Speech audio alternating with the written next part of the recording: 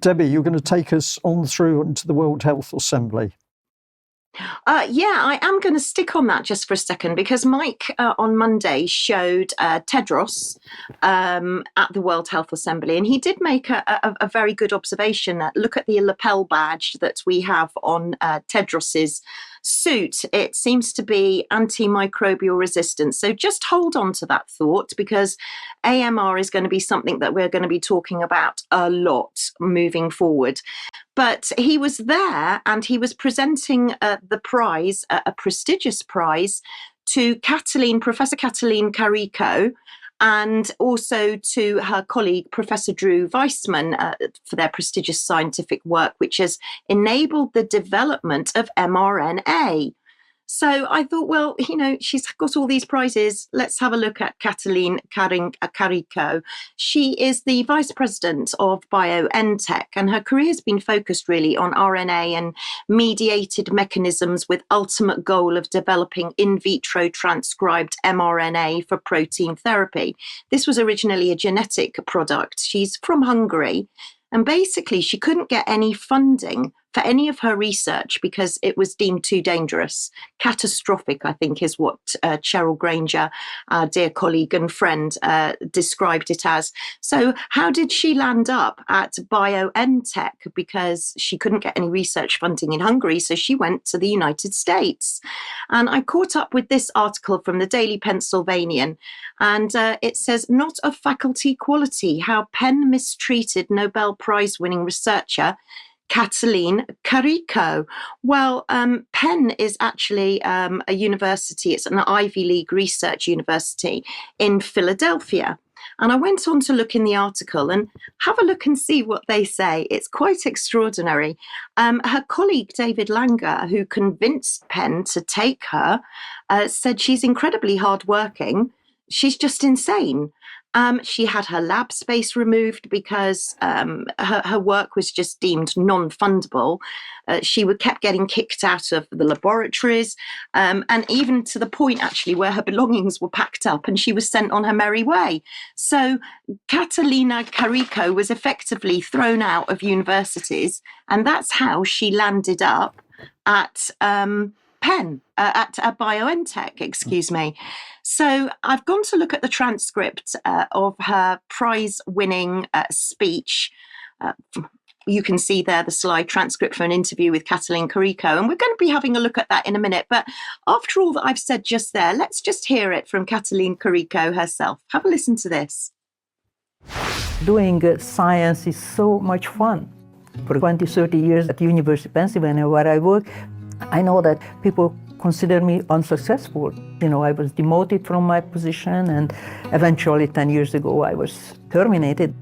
I felt successful because in the lab I was in full control. I did another experiment figuring out something, and I could see the progress, and it was fun.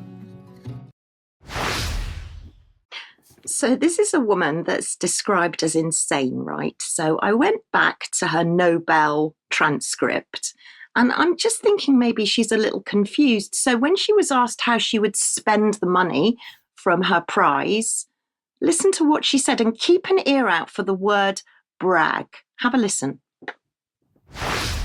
Most likely I would spend the money for education and helping students. I don't really like to brag about things, but all of the award I got, in Hungary, I never took out from the country. I gave to, organization like helping underprivileged children. So she doesn't like to brag. Well, I'm a little confused because in the next question, when she's describing how she met her colleague, Professor Drew Weissman, well, I'll let you make up your own mind. Have a listen to the word brag again. I used to work at cardiology department, which belonged to the cardiology section, which belonged to the Department of Medicine. But then from there, I moved to surgery department, which is a different building, adjacent building. But I know the code for the Xerox machine only in the medicine. Surgery, where I worked, had no Xerox machine. And we always had to Xerox copy the scientific articles. So I keep going back to the prior place, and then I could see this guy I had never seen before, and then I introduced myself because I kind of like to brag, and I told him what I am doing, why he was Xeroxing. He's very quiet, and so I mentioned him that I work with mRNA, and he said that he came from Anthony Fauci's lab. At that time, it didn't ring any bell for me, Fauci. It was not in the television all the time. And then he said that he wants to make a therapeutic or prophylactic vaccine for HIV. And we started to talk more. And then I told him that I can make mRNA for him. And then he gave me the genes, and I cloned and I made RNA, and we started to work together. So it is true, we met at the Xerox machine, but that part that we were wrestling and fighting, that was not true.